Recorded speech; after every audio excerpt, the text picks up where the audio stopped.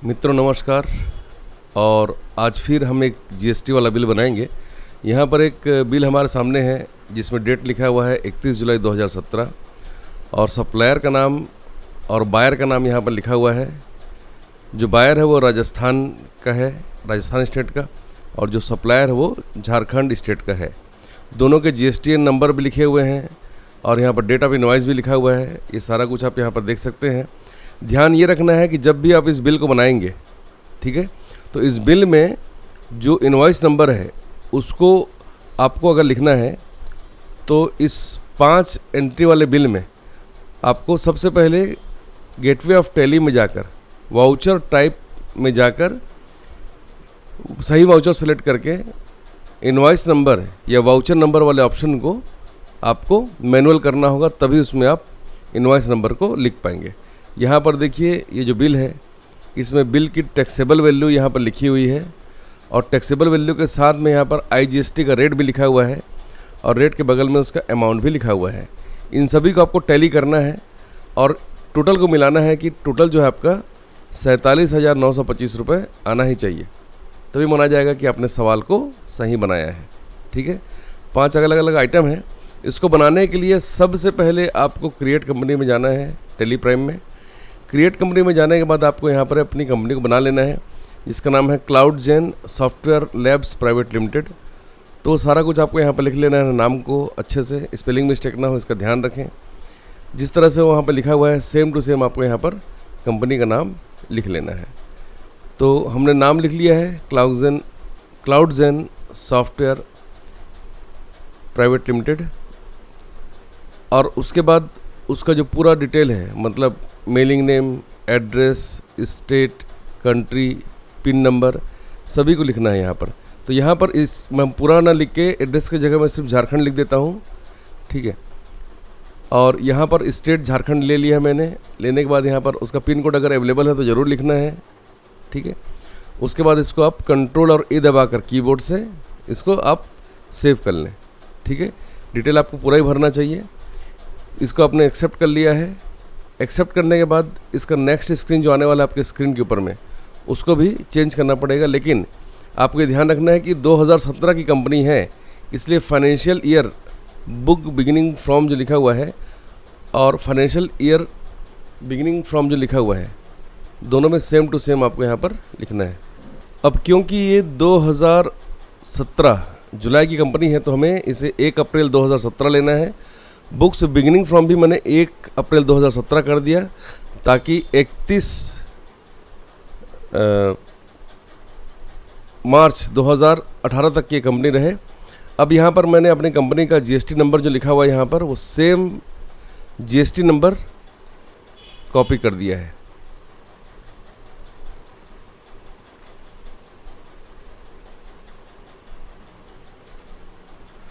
अब यहाँ पर वो जीएसटी नंबर मैंने लिख दिया है। जीएसटी नंबर लिखने के बाद में अब इसके बाद हम वाउचर बनाएंगे और इसकी एंट्री को शुरू करेंगे। तो यहाँ पर जीएसटी नंबर लिखना है और जो जीएसटीआर 1 का जो पीरियड है वो आपको मंथली या क्वार्टरली जैसा भी करना चाहते हैं कंपनी के अकॉर्डिंग आप कर लेंगे यहाँ पर, ठीक है। एप्लीकेबल फ्रॉम 1 जुलाई 2017 लिख दिया मैंने यहाँ पर और यहाँ पर इसको एक्सेप्ट कर लिया है। अब इन सभी के लेज़र बनाने हैं। तो यहाँ पर देखिए, यहाँ पर जो बायर का नाम लिखा हुआ है और सप्लायर का नाम हमने लिख दिया है यहाँ पर। तो सीधा हम चले जाएंगे वाउचर लेजर क्रिएशन में और यहाँ पर सिप्ला लिमिटेड नाम की कंपनी बनाएंगे। यहाँ पर ध्यान ये रखना है कि एड्रेस लिखना बहुत ज़रूरी है। अब क्योंकि बायर है तो सेंट्री डेटर्स होगा। एड्रेस में यहाँ पर लिखना है हमको राजस्थान, क्योंकि ये राजस्थानी कंपनी है। अगर पूरा एड्रेस अवेलेबल है तो बहुत ही अच्छा है, पूरा एड्रेस ही लिखना चाहिए। लिखने के बाद में अब यहाँ पर इसका पिन कोड अवेलेबल है तो ज़रूर लिखना है, और अवेलेबल नहीं है तो हम नहीं लिख पाएंगे यहाँ पर, ठीक है। ये लिख दिया हमने। अगर उसकी बैंक डिटेल्स है तो लिखना है, और उसकी अगर जीएसटी नंबर है उसका यहाँ पर अवेलेबल तो सेम जीएसटी नंबर हमको यहाँ पर टाइप कर लेना है, ठीक है।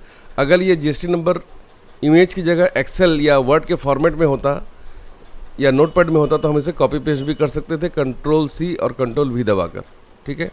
टैली के पुराने वर्जन्स में ये अवेलेबल नहीं था, और उसमें अगर आपको कॉपी करके पेस्ट करना है तो कंट्रोल एल्ट और वी का यूज़ करना पड़ता था। ठीक है, पहला लेज़र मैंने बना लिया है। दूसरा मैं लेज़र बना रहा हूँ सेल्स अकाउंट का, जो कि सेल्स अकाउंट के अंडर होगा। यहाँ पर कोई भी चीज़ मैंने चेंज नहीं की है, बाय डिफ़ॉल्ट जैसा था वैसे रख दिया है। और अब बनाना है मुझे यहाँ पर IGST। ठीक है, तो यहाँ पर अब अगला जो लेजर मैं बना रहा हूँ वो मुझे IGST बनाना था, लेकिन पहले मैं आइटम ही बना लेता हूँ। तो जो आइटम का नाम वहाँ लिखा हुआ है वो सेम आइटम का नाम यहाँ पे मुझे लिख लेना है, आइटम का नाम।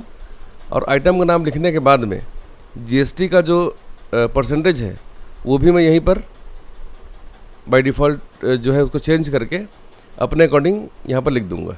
ठीक है, तो जैसा वहाँ पे स्पेलिंग है सेम टू सेम स्पेलिंग मैंने यहाँ पर लिख दी है। लिखने के बाद में यहाँ पर हम इसको एंटर करेंगे।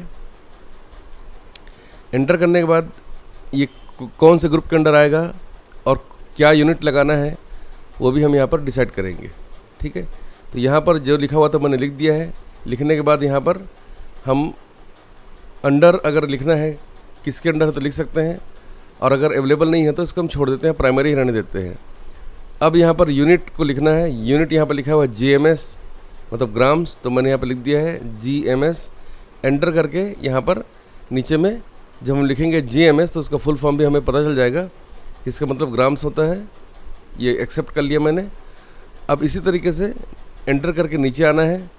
अगर HSN कोड अवेलेबल है तो स्पेसिफाई करेंगे। HSN कोड जो यहाँ पर लिखा हुआ है 521222, तो यहाँ पर मैं लिख दूँगा 521222 इस तरीके से, और आगे बढ़ जाएंगे इस तरह से। अब यहाँ पर GST का रेट स्पेसिफाई करेंगे। टैक्सेबल लिखने के बाद में यहाँ पर 18% लिखना है, तो यहाँ पर IGST जो है 18% हो जाएगा इस तरीके से। अब इसको हमें सेव कर लेना है, तो जस्ट कंट्रोल A दबाकर या एंटर करके नीचे आना है। एक्सेप्ट का जब ऑप्शन आ रहा है तो एंटर कर देना है। तो ये आपका हो गया कंप्लीट।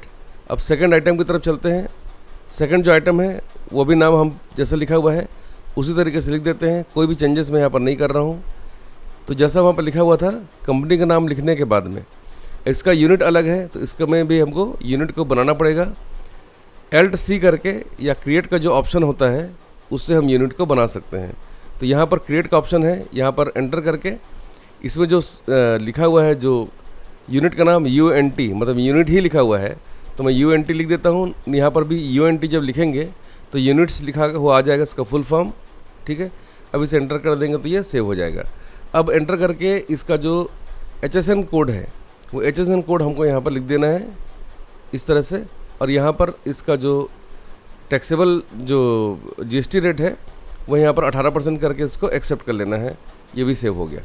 थर्ड जो आइटम है अब वो हमको यहाँ पर लिखना है, और सेम वैसे ही जैसे हमने पहले दो आइटम बनाए हैं उसी तरीके से यहाँ पर भी इसमें यूनिट लगाना है और HSN कोड डालना है और GST का रेट लिखना है। इस तरह से बनाने के बाद में आपको सभी आइटम को धीरे धीरे करके कंप्लीट कर लेना है।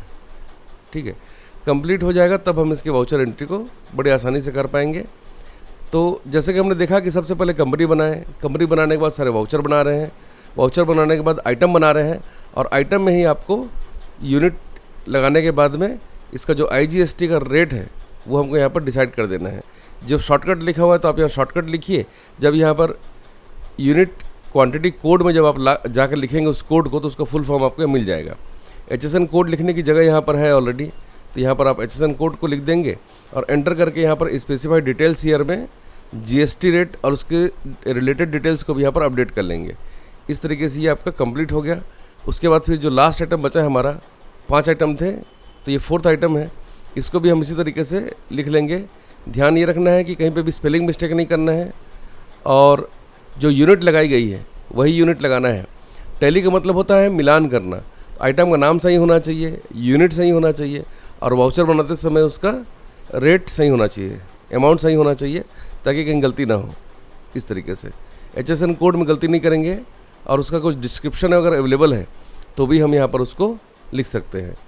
तो यहाँ पर देखिए ये भी हमने लिख दिया है। इसका जो GST रेट है वो अलग है, इसका 28% है, तो हमने लिख दिया है, एक्सेप्ट कर लिया है। अब जो लास्ट आइटम है वो भी यहाँ पर लिख देता हूँ, और लिखने के बाद में पूरा डिटेल यहाँ पर हमको लिख देना है इस तरीके से।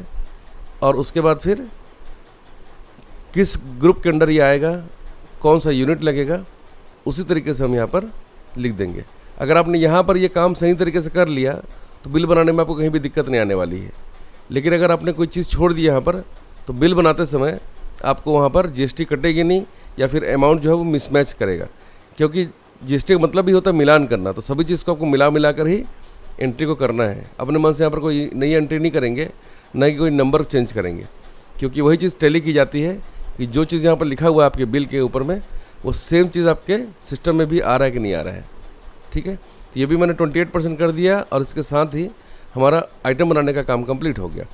इसके बाद हम जाएंगे वाउचर में। अब यहाँ पर देखिए मैंने 2 लेज़र छोड़ दिया था आईजीएसटी वाला, एक लेज़र मेरा छूट गया है। तो आईजीएसटी जो बनाऊंगा मैं वो ड्यूटीज़ एंड टैक्सेस के अंदर होगा। टाइप ऑफ ड्यूटी और टैक्स या ले लेंगे हम जीएसटी, टैक्स टाइप को आईजीएसटी कर देंगे। अब यहाँ पर हम आ गए वाउचर में। वाउचर में F9 दबाकर हम यहाँ पर परचेस का वाउचर सेलेक्ट कर लेंगे, सेल्स का वाउचर सेलेक्ट कर लेंगे F8 दबाकर, और यहाँ पर सिप्ला लिमिटेड लिखेंगे। यहाँ पर पूरा डिटेल ऑलरेडी लिखा हुआ है। अब यहाँ पर हमको लिखना है आइटम का नाम। आइटम का नाम लिखने के बाद में अब यहाँ पर लिखना है क्वांटिटी जो लिखा हुआ है वहाँ पर। उसके बाद फिर यहाँ पर आपको लिखना है रेट, जो रेट वहाँ पर दिया हुआ है, और एंटर करके हम सेकंड आइटम में आ जाएंगे।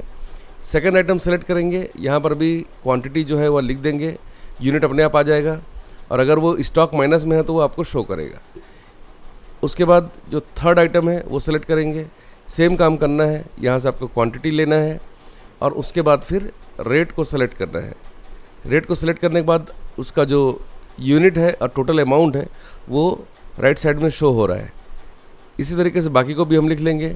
यहाँ पर सारा कुछ करने के बाद मेन बात ये है कि आपका जो जीएसटी है वो कटना बहुत ज़रूरी है। ये हमने लिखा है 1 अप्रैल 2017, तो आप ये मान के चलो कि जीएसटी आपका कटने वाला नहीं है।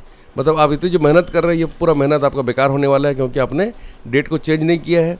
क्योंकि मैं पहले बता चुका हूँ कि इसका जो डेट है वो 31 जुलाई का है, तो 38,991 रुपये तो आएगा ही, क्योंकि इसमें जीएसटी लगा नहीं है। और इसका जो आईजीएसटी है अगर आप यहाँ लिखेंगे तो आईजीएसटी नहीं कटेगा, इसलिए हम डेट को पहले चेंज करेंगे। तो यहाँ पर डेट है 31 जुलाई 2017 का, तो कीबोर्ड से F2 को प्रेस करके आप यहाँ पर 31 जुलाई 2017 करना नहीं भूलेंगे, क्योंकि 1 जुलाई 2017 से ही जीएसटी लागू हुआ है। तो टैली के सॉफ्टवेयर को भी इस तरीके से बनाया गया है कि ये 1 जुलाई के बाद ही काम करता है। देखिए फिर भी ये काम नहीं कर रहा है, और यहाँ पर आईजीएसटी आपका कटा नहीं है। इसका मतलब ज़रूर इसमें कुछ प्रॉब्लम हुआ है जिसके कारण यहाँ पर जीएसटी नहीं कट रहा है। तो अब उस प्रॉब्लम को हमको चेक करना होगा ताकि हमारा जीएसटी यहाँ पर कट जाए। तो उसके लिए हम क्या करेंगे, सबसे पहले तो हमने जो यहाँ पर बनाया हुआ है ये आपका बिल, इस बिल को हम सेव भी कर सकते हैं और बिना सेव किए भी इसको हम लोग चेंज कर सकते हैं। ठीक है, तो यहाँ पर देखिए मैं लिख दे रहा हूँ यहाँ पर इसका रेफरेंस नंबर। बाकी यहाँ पर आपको रेफरेंस नंबर नहीं लिखना है, आपको वाउचर टाइप पे जाके इनवॉइस नंबर या वाउचर नंबर को मैनुअल करना रहेगा एल्टर करने के बाद, और उसके बाद आप इसको वाउचर नंबर को बिल्कुल ऊपर में लिख पाएंगे, सेल्स के बगल में जो नंबर दिखाई दे रहा है वहाँ पर। इस बिल को मैंने फ़िलहाल तो सेव कर लिया है, हालांकि ये बिल किसी काम का नहीं क्योंकि इसमें जीएसटी नहीं कटा है। तो अब हम ढूंढेंगे कि कहाँ पर हमसे गलती हुई है। तो यहाँ पर जाकर सबसे पहले मैं चेक करता हूँ कंपनी में मैंने कोई गलती तो नहीं करी है ना। यहाँ पर हमने अगर कोई गलती करी होगी तो जीएसटी नहीं कटता है। तो यहाँ पर तो हमने देख लिया, यहाँ पर तो सब कुछ ठीक लग रहा है। अब बाकी जो वाउचर्स वगैरह हैं, लेज़र्स वगैरह हैं, वहाँ पर भी जाकर चेक करते हैं यहाँ पर कुछ गलती तो नहीं हुआ है। तो यहाँ पर सिप्ला लिमिटेड वाले उसमें जाकर हम चेक करते हैं कि यहाँ पर हमने राजस्थान लिखा है कि नहीं लिखा है। तो यहाँ पर हमने राजस्थान लिखा हुआ है, क्योंकि आईजीएसटी जो है वो जब आप एक स्टेट से दूसरे स्टेट में माल बेचते हैं तब लगाई जाती है। जब एक स्टेट से दूसरे स्टेट में माल खरीदते हैं तब भी आईजीएसटी लगती है। अगर सेम स्टेट में होना है तो हम उसको सीजीएसटी और एसजीएसटी लगाते हैं। तो यहाँ पर भी मैंने सारा कुछ चेक कर लिया है कि सारा मैंने यहाँ पर रेट वगैरह सही से लगाया हुआ है, यहाँ पर भी कोई गलती नहीं हुई है।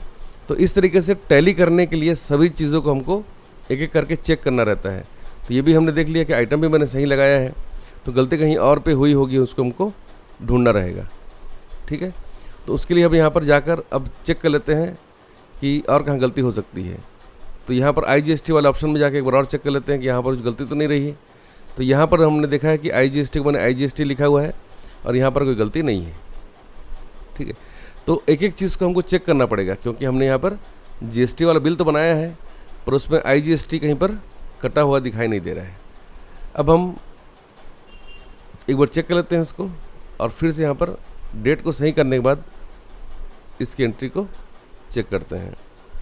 तो यहाँ पर इस तरह से एंटर करते जाएंगे, देख लेते हैं यहाँ पर कुछ गलती तो नहीं है। तो यहाँ पर सब कुछ सही दिख रहा है। देखिए गलती यहाँ पर दिखाई दे रहा है, क्योंकि यहाँ पर जीएसटी रजिस्ट्रेशन टाइप जो है वो अननोन लिखा हुआ है। तो यहाँ पर जीएसटी जो रजिस्ट्रेशन टाइप है इसको आपको रेगुलर करना रहेगा, और यहाँ पर जो जीएसटी का नंबर है वो जीएसटी का नंबर यहाँ पर मिसिंग हो गया है। तो नंबर हम फिर से यहाँ पर लिख देंगे, तो हमारा जो जीएसटी जो है कटना शुरू हो जाएगा। और यहाँ पर प्लेस ऑफ सप्लाई लिखना बहुत ज़रूरी है, क्योंकि कहाँ पर आप सप्लाई करने वाले हैं उसी से पता चलेगा कि आप सेम स्टेट में या दूसरे स्टेट में माल को बेच रहे हैं। तो यहाँ पर मुझे राजस्थान लेना चाहिए प्लेस ऑफ सप्लाई में, तो मेरा काम थोड़ा आसान हो जाएगा, मैंने ले लिया है। और अब फिर से सेम बिल में आने के बाद यहाँ पर हम नीचे आ जाते हैं, और यहाँ पर आईजीएसटी को इस बार अगर देंगे तो निश्चित तौर पर यहाँ पर हमारा जो है आईजीएसटी वो यहाँ पर कटेगा। ये आईजीएसटी कट गया है। अमाउंट को मैच कर लेते हैं, तो देखिए अमाउंट जो है 47,924 रुपये 68 पैसा यहाँ पर आया है। वो सेम अमाउंट यहाँ पर आया है कि नहीं आया ये चेक कर लेते हैं। तो यहाँ पर देखिए जीएसटी का अमाउंट तो बिल्कुल सेम टू सेम यहाँ पर मैच कर रहा है, जीएसटी कटा है। पर यहाँ पर देखिए यहाँ पर 47,925 रुपये है, राउंड फिगर में है। तो यहाँ पर एक राउंडिंग का एक यहाँ पर हमको लेज़र बनाना रहेगा, जो कि हम इसको राउंड ऑफ कर सके। यहाँ पर ये देखिए 32 पैसे का यहाँ पर राउंड ऑफ है, मतलब 32 पैसा और जोड़ा गया है। तो यहाँ पर इस राउंडिंग वाले लेज़र को बनाने के लिए हमको यहाँ पर एंटर करके नीचे आना है, और आईजीएसटी के नीचे में यहाँ पर जहाँ पर ये ब्लिंक कर रहा है कर्सर, यहाँ पर एल्ट और सी दबाकर राउंडिंग नाम का एक लेज़र बनाएंगे इनडायरेक्ट एक्सपेंसेस के अंडर। और इनडायरेक्ट एक्सपेंसेस के अंडर बनाने के बाद उसको बाय डिफ़ॉल्ट जैसा है वैसा सेव कर लेंगे। और यहाँ पर हमको लिखना है 0.32, मतलब 32 पैसे लिखना है, लेकिन उसको माइनस नहीं करना है, उसको प्लस करना है। तो यहाँ पर प्लस किया हुआ है, तो हम भी यहाँ पर प्लस कर लेंगे 0.32 को। तो देखिए मेरा भी अमाउंट जो है वो सेम टू सेम आ गया है 47,925 रुपये, और ये ओरिजिनल वाले से पूरा मैच करता है। इस तरीके से इसको आप बना सकते हैं। ठीक है, देखो इस तरीके से आपका ये पूरा बिल जो है बनकर तैयार हो गया है। इसको आप जूम करके देख सकते हैं, ये बिल जो मेरा बनकर तैयार हो गया है। यहाँ पे HSN कोड भी दिखाई दे रहा है, और नीचे में जीएसटी का अमाउंट भी दिखाई दे रहा है। अगर आप जीएसटी का अमाउंट यहाँ पर दिखाना चाहते हैं तो कॉन्फ़िगरेशन थोड़ा सा चेंज करना रहेगा आपको। इस जीएसटी रेट को यहाँ पर दिखाने के लिए आप स्केप करके कॉन्फ़िगर वाले ऑप्शन में ज़रूर जाएंगे, और यहाँ पर जो आइटम वाइज जीएसटी रेट है वो वाले ऑप्शन को यस कर देंगे ना, तो यहाँ पर प्रीव्यू जब देखेंगे तो यहाँ प्रीव्यू में वो परसेंटेज दिखाई देगा इस प्रकार से, और नीचे में इसका जो है डिटेल कितना अमाउंट कटा है ये वाला अमाउंट, ये सेम अमाउंट आपको नीचे में देखने के लिए यहाँ पर मिल जाएगा। इस तरीके से आप एक जीएसटी वाला बिल बना सकते हैं और उसे प्रिंट भी कर सकते हैं। तो इस तरह से आप इस बिल को बना सकते हैं बहुत कम समय में। तो अगर आप हमारे इस वीडियो को पूरा देखे हैं, इसका मतलब आप भी इस तरह का बिल बनाना चाहते हैं, और जीएसटी से संबंधित और टैली से संबंधित ऐसे बहुत सारे वीडियोस देखने के लिए, सीखने के लिए आप हमारे चैनल को ज़रूर सब्सक्राइब करें, लाइक करें और अपने दोस्तों को शेयर करें। इस वीडियो को देखने के लिए आपका बहुत बहुत धन्यवाद।